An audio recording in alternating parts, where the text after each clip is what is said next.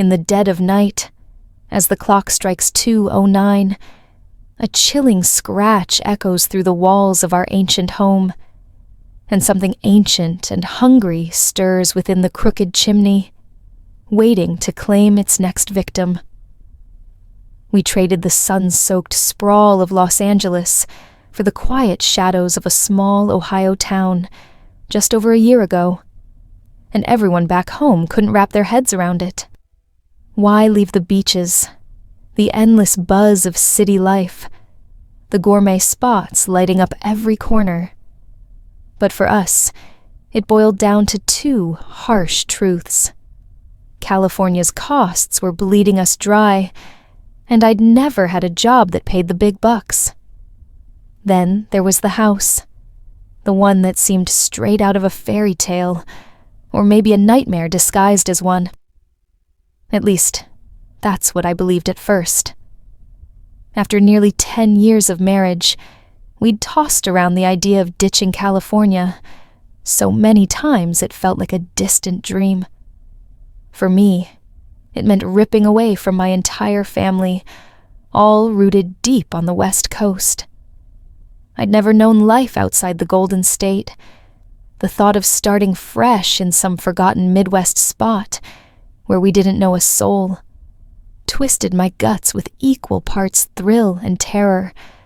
What finally tipped the scales was scrolling through online listings one lazy afternoon. I'd grown numb to the parade of cookie-cutter homes, so I switched my search to something with character. Old, quirky places that whispered stories. My wife and I had always joked about owning a spot fit for a vampire's lair, all gothic charm and mystery. And there it was, a listing that made my pulse quicken. They called it the Castle. It wasn't an actual fortress, but the design screamed medieval grandeur. Crafted in 1908 for a wealthy lumber tycoon, this 3-level giant loomed with its gray stone exterior, marred by odd black streaks that I chalked up to years of harsh weather, eating away at the rock. The details were mesmerizing. Roofs tiled in deep red, sloping at wild angles, pointed dormers and finials piercing the sky, sturdy columns framing entrances, vibrant stained glass windows that caught the light like jewels, a towering turret that stretched higher than the rest, as if challenging the heavens, and a front porch so vast it dwarfed our old California garage. Inside, shots were even more captivating. The original wood paneling and turn-of-the-century touches remained pristine, defying over a century of existence. Sure, time had left its marks, faded edges, subtle creaks, but the bones were solid. I couldn't fathom how we could swing something this grand, but the price tag had me double-taking. It was suspiciously low.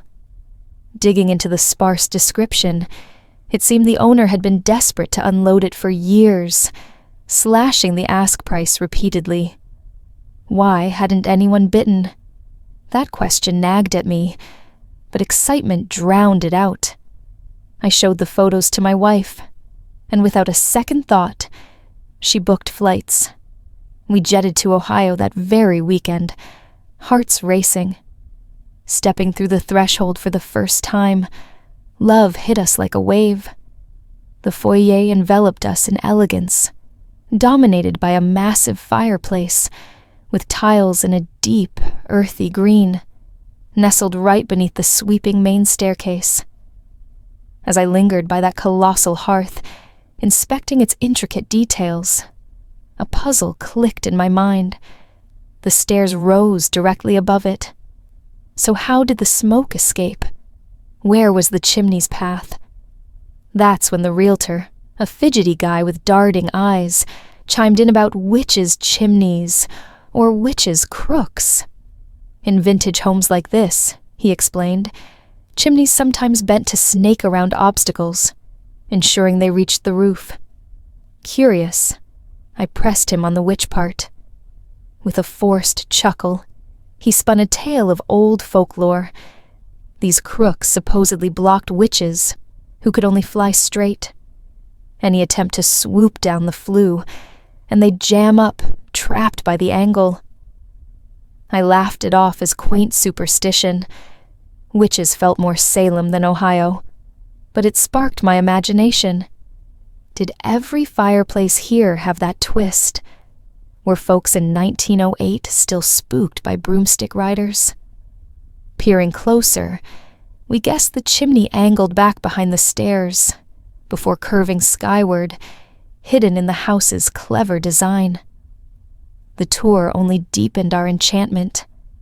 The west wing boasted a parlor with a majestic grand piano, its keys begging to be played, and a dining room wrapped in rich, dark oak, walls adorned with hand-painted murals that told silent stories. Eastward lay a library that stole my breath, shelves climbing nearly to the vaulted ceiling, filled with dusty tomes, and a cozy nook tucked into the turret's base, perfect for losing hours in a book.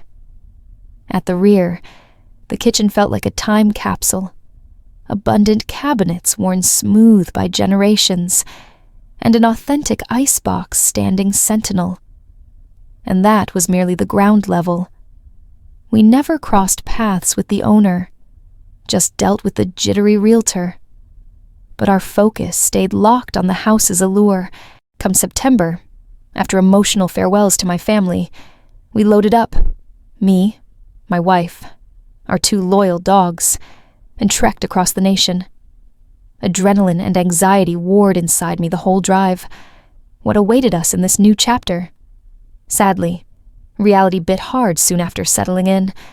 The castle, vacant for ages, demanded more TLC than we'd bargained for. We'd rushed in, blinded by romance, ignoring the toll of maintaining such a relic. Signs of neglect popped up everywhere. Wiring from another era sparking concerns, plumbing that groaned like an old ghost. But the real head-scratcher, every single chimney sealed shut with sloppy concrete plugs. Why on earth? This was Ohio, land of brutal winters. I'd heard the horror stories. Blocking off fireplaces seemed downright foolish for staying warm. Those seals would have to go sooner or later. About a week in, I jolted awake one night, heart pounding. The clock glowed 2:09 a.m. What pulled me from sleep? Then it came, a faint scratching like nails dragging across wood or stone. My wife slumbered peacefully, earbuds piping in her lullaby tunes, oblivious. But the dogs, wide-eyed, wedged between us on the bed, they fixed on the open doorway, low rumbles vibrating from their throats. Had some critter slipped through the new dog door to the yard? Grumbling, I snatched my phone, flicked on the flashlight, and padded into the hall. The scratching persisted, elusive, now from a distant room, now echoing in the walls themselves. It danced around me, ahead one moment, behind the next, defying location. I crept downstairs, sweeping the beam through shadows, but by then, silence reigned. Nothing amiss. Yet a knot of unease twisted in my stomach as I returned to bed. Sleep came fitfully, my mind on high alert for rabid intruders or worse. For the next fortnight, that infernal scratching haunted my nights, always rousing me at precisely 2:09. Each time, the dogs stared into the dark, growling threats at unseen foes. October swept in swift, air turning crisp, leaves exploding in fiery hues. A true Midwestern autumn. Stunning, though I wondered if my sun-spoiled body could hack it. Time to tackle those chimneys, I decided, prepping for potential furnace failures in the chill. We began with the foyer's grand one. We'd enlisted Jared, a local handyman, days earlier to aid our novice efforts. Truth be told, home repairs weren't our forte, so he proved invaluable. Oddly, he was the sole responder to our calls. Others begged off with booked solid excuses once hearing the address. Hindsight flags it as strange, but back then, house chaos consumed me. That first October weekend, I tasked Jared with cracking the foyer seal. His face darkened oddly, but he nodded, fetching hammer and chisel from his truck. I left him hammering away and retreated upstairs to my makeshift office. Visions of cozy fireside evenings, with my wife warming my spirits. Barely 20 minutes passed before a thunderous crash echoed below, chased by vehement curses. The dogs erupted in frenzied barks from their spot at my feet. Racing to the stairs, a vile assault hit me. A stench so foul it burned my eyes, blurring vision, forcing me to yank my shirt over my nose. Downstairs, Jared had shattered the concrete barrier, chunks scattered on the hearth. The dogs charged over, hackles raised, unleashing a barrage of barks into the opening. I corralled them into a bathroom to mute the chaos, all while gagging against the odor's grip. Once quieted, I quizzed Jared. He hovered by the front door, retching. Over years fixing homes, he'd unearthed plenty of deceased wildlife, he said, but nothing rivaled this rot. Kneeling with phone light, I peered up the flue. A void of blackness yawned, bricks charred from ancient fires, stretching up before angling at 45 degrees into impenetrable dark that devoured my beam. We flung open every window and door to purge the reek. It lingered stubbornly when my wife arrived home, slamming into her like a wall. Jared phoned his buddy Pete, a pro chimney sweep, to clear the mess and evict whatever carcass lurked. Stepping to the porch for the call, I overheard snippets, a tense whisper fight, blending pleas and disputes. Returning, he confirmed Pete's arrival tomorrow. By bedtime, the smell had dulled a tad. Drifting off, I noted the dogs still vigilant, ears twitching at phantoms. Maybe yard critters, I thought, dismissing it. Yet again, 2:09 a.m. yanked me awake. Not to scratching this time. The dogs remained alert. Had they rested at all? A bone-deep chill gripped the house, like midwinter had invaded. Perhaps a forgotten open window from venting. Downstairs, check. All secure. Strangest, the cold peaked right before the fireplace, frost nipping at my skin. Another fix on the list. Pete arrived come morning. Ladders in tow for roof access, plus a snake camera to scout the depths. Offering aid, Jared off that day. He waved me off. I busied myself in the kitchen, sorting shelves, scarcely 2 plates stowed when a shout pierced the air, followed by Pete flashing past the window in a blur. The wet thud of impact haunts me still. We bolted outside, my wife trailing. Pete lay conscious but dazed, unresponsive to my frantic questions. As she dialed emergency, I babbled to keep him engaged. Blood pooled crimson in the grass around his skull. Paramedics whisked him away swiftly. As they loaded the gurney, he locked eyes with me, lips moving in feeble whispers. Leaning in, I caught fragments. Eyes, hair. The ordeal rattled us both to the core, a tremor of horror I couldn't shake. Later, a colleague retrieved Pete's gear, delivering grim news. He hadn't survived. Head trauma too catastrophic. Sleep evaded me that night, propped in bed, scrolling aimlessly to blot out the image of Pete broken and bleeding. I'd never witnessed such raw violence. Nausea roiled with every flashback.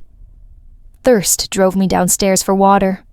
Flipping the foyer light, an icy gust blasted from the fireplace, freezing me in place. I whirled, staring into the maw. What? I couldn't say. The chandelier's weak glow failed to pierce the hearth's gloom, shadows thick as tar. Edging nearer, toes brushing tile, I regretted leaving my phone above. Shivering, I neared, kneeling, squinting. Cold puffs wafted out, rhythmic like breath. The darkness seemed to undulate, fluid and alive. An urge seized me, to reach in, touch the void, trembling hand extended, cold burrowing deep. Flanking noises snapped me back. The dogs had descended, fixated on the fireplace, growls rumbling fierce. We fled upstairs, huddling under covers. Still quaking, I glanced at my phone. 2:10 a.m. The next morning, driven by a gnawing need for answers, I drove to the local historical society. The building sat quiet on a tree-lined street, its windows reflecting the overcast sky like tired eyes. I had no clear plan, just a desperate itch to understand why our dream home felt increasingly like a trap. The woman behind the desk offered a polite smile that faltered the instant I gave our address. "The castle," she said softly, as though the name itself carried weight. "Everyone in town knows that place." She explained that a fire in the 1970s had gutted most of their archives, swallowing decades of records. Still, the house's history had survived through oral tales, whispered warnings passed down like ghost stories around campfires. She leaned in, voice dropping. It began in 1908 with Joseph Murray, the lumber baron who built the castle for his family, wife Margaret, sons Matthew and Daniel, and his aging mother Enid. For 5 years, life seemed idyllic, until one winter night shattered it. Joseph later told police he woke just after 2 a.m. to the grandfather clock chiming in the foyer. The bedroom had turned arctic, and a stench like spoiled meat hung heavy. 10 minutes later, piercing shrieks tore through the house. By dawn, young Daniel and grandmother Enid were gone, vanished without a trace. No footprints in the snow outside, no signs of struggle. The family searched frantically. The town rallied. Nothing. Ever. I felt my stomach drop as she continued. Matthew inherited the house in 1926, after Joseph's death. Margaret had passed earlier. That same year, he married Lily Abner. They honeymooned in Paris, returned glowing. But the very night they stepped back through the door, history repeated its cruel rhythm. Matthew awoke after 2 a.m. to the same freezing grip and rotting odor. Lily's side of the bed was empty. Then came the screams. Agonized. Inhuman. He raced downstairs to the foyer, but the cries cut off the moment he entered. Lily was simply gone. No note. No belongings missing. Police scoured every inch. She never resurfaced. Matthew never recovered. He retreated into solitude, refusing to sell or leave. Locals called him broken, haunted. In July 1938, neighbors heard gunshots around 2 a.m. When authorities arrived, the castle stood empty. Only anomalies remained. Long, coarse hairs scattered across the foyer hearth, and fresh blood splattered on the green tiles. No body. No Matthew. Explanations ranged from wild animals to intruders, to darker things. Demons, curses. Something that crawled down crooked chimneys and took what it wanted. I left the building in a daze, the autumn wind cutting sharper than before. Now I understood the low price, the reluctance of workers, the sealed flues. The castle wasn't just old, it was cursed. Or worse, occupied. I kept it from my wife. She was already jumpy from Pete's death. Piling on legends would only frighten her more. I told myself I'd handle it, research more, maybe consult a priest or exorcist, anything. But deep down, fear whispered that we should have run the moment the stench poured out.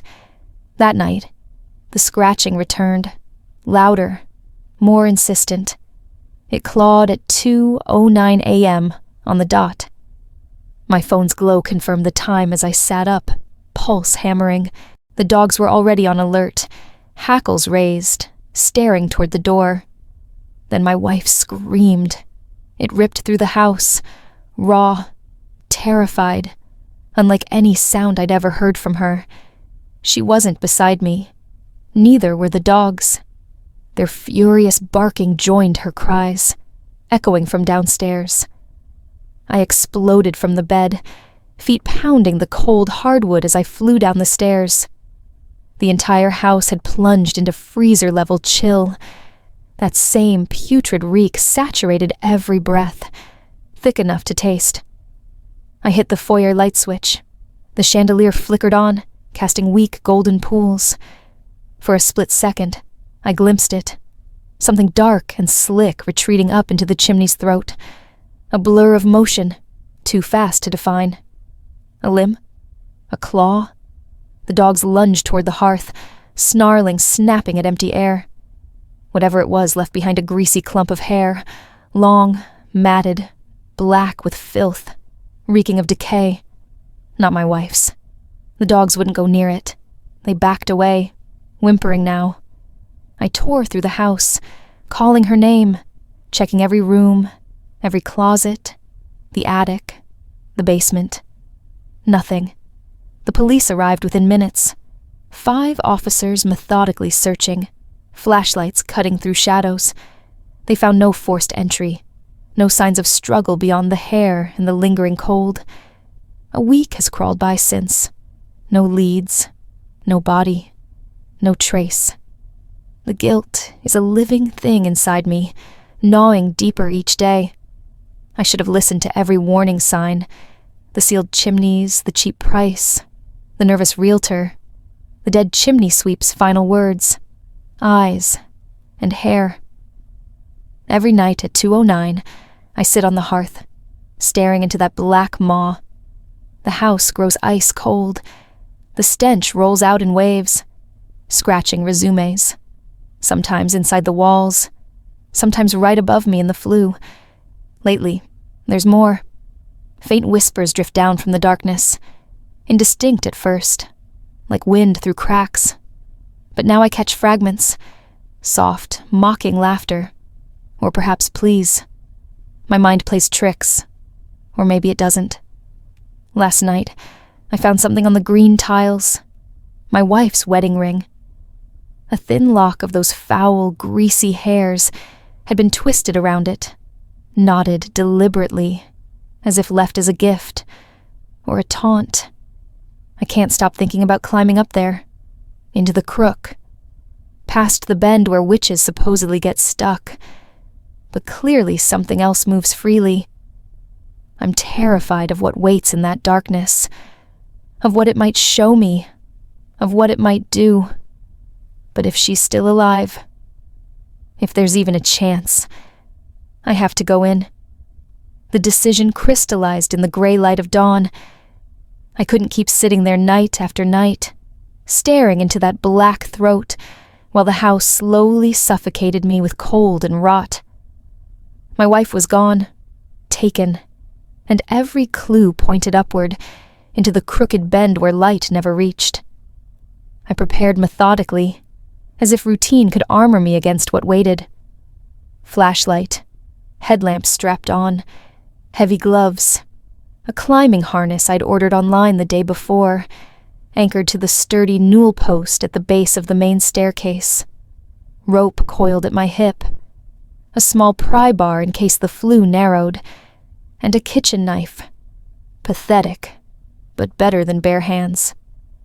The dogs watched from the parlor doorway, ears flat, low whines escaping their throats. They knew. They'd always known. I knelt, scratched behind their ears one last time, whispered apologies for dragging them into this. Then I locked them in the library with food and water. Their frantic barking followed me as I returned to the foyer. The hearth felt colder than the rest of the house, as though the stone itself exhaled winter. I knelt again, peering up. The camera Pete had used was long gone with his truck, but memory served. Straight up about 8 feet, then that sharp 45-degree crook to the left, vanishing into darkness. I clicked on the headlamp. The beam sliced upward, catching scorched brick, soot-blackened mortar, and, higher, something that didn't belong. A faint glint. Metal? No. Glass. Too dull. I swallowed hard and began. The opening was wider than expected. I could squeeze my shoulders through if I angled them. I wedged one foot against the inner hearth wall, gripped the rough brick lip, and pulled myself in. Instantly, the temperature plunged. My breath fogged in thick clouds. The stench intensified, rotting meat mixed with wet fur and something metallic, like old blood. Every inhale coated my tongue. I fought the gag reflex and kept climbing. The bricks were uneven, providing crude handholds. Soot rained down with each movement, gritty against my face. My headlamp jittered, throwing wild shadows that seemed to move independently. About 6 feet up, the flue bent. I twisted my body to follow the crook, shoulders scraping painfully. The space narrowed, my chest compressed. Breathing grew shallow. Claustrophobia clawed at the edges of my mind. I paused, forehead pressed to cold brick, forcing slow inhales. That's when I heard it. Not scratching this time, whispering. Close, too close. Soft, overlapping voices, male, female, childlike, murmuring just beyond the bend. Words I couldn't catch, but the tone was hungry, anticipatory. Laughter threaded through it, dry and brittle like dead leaves. My blood turned to ice. I forced myself onward, inching around the crook. The headlamp beam swung wildly and landed on something impossible. A ledge. A small, hidden alcove carved into the chimney's inner wall. Perhaps an old soot pocket or forgotten repair space. No bigger than a large suitcase. And inside it, bodies, or what remained. Skeletal remains, curled fetal, wrapped in tatters of ancient clothing. Long, coarse hair, still attached in places, spilled across yellowed bones. 3 forms. No, 4. The smallest one clutched what looked like a doll, its porcelain face cracked. Enid, Daniel, Lily, Matthew. My stomach lurched. I retched dryly, the sound echoing strangely in the tight space. Then movement. In the farthest corner of the alcove, something shifted. Not bone. Flesh. Pale, elongated limbs unfolded slowly, too long for a human. Fingers, far too many, flexed. A head lifted. No face I could make out clearly. Just eyes. Dozens of them glinting wetly in the lamplight like wet marbles embedded in shadow. And hair. Endless greasy strands spilling outward, writhing faintly as though alive. It regarded me. The whispers coalesced into a single voice. My wife's voice. Soft. Pleading. Come closer. I'm here. Help me. My heart seized. That voice. Hers. Exactly hers. But the thing wearing it wasn't her. I froze, every instinct screaming to flee. Yet part of me, desperate, broken, wanted to believe, wanted to reach out. The creature extended one impossibly long arm. Fingers brushed my glove. Cold. So cold it burned. Behind me, from the foyer far below, the dog's barking rose to a frenzied howl, muffled but unmistakable. The thing tilted its head. More eyes opened along its neck, its shoulders. The laughter returned, multi-layered now, echoing Joseph's despair, Matthew's madness, Lily's final scream. I yanked backward. The harness rope snapped taut. I scrambled, kicking against brick, sliding down the crook in a controlled fall. Soot choked me. Skin tore on rough edges. I hit the hearth hard, rolling out onto the green tiles, gasping. The dogs burst from the library. I must have left the door ajar in my haste. lunging past me toward the fireplace, snarling at the opening. Above, in the flue, the whispering faded, but not before one last sound drifted down. My wife's voice again. "Don't leave me." I lay there, trembling, staring up into the dark that now felt alive. The ring still sat on the hearth where I'd left it. Hairs knotted around the band like a promise. I don't know what that thing is. A witch caught in the crook. Something older, hungrier, using the bend to trap its prey across generations. A collector of families, waiting for the next fool to unseal its door. I only know I can't stay. Tomorrow I'm packing what I can carry. The dogs and I are leaving the castle before night falls again. I'll board up the foyer fireplace, call every authority I can think of, though I doubt anyone will believe me.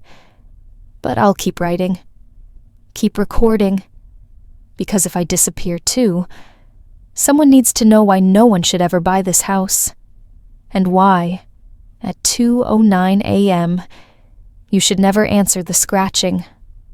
I'm sorry, love. I tried.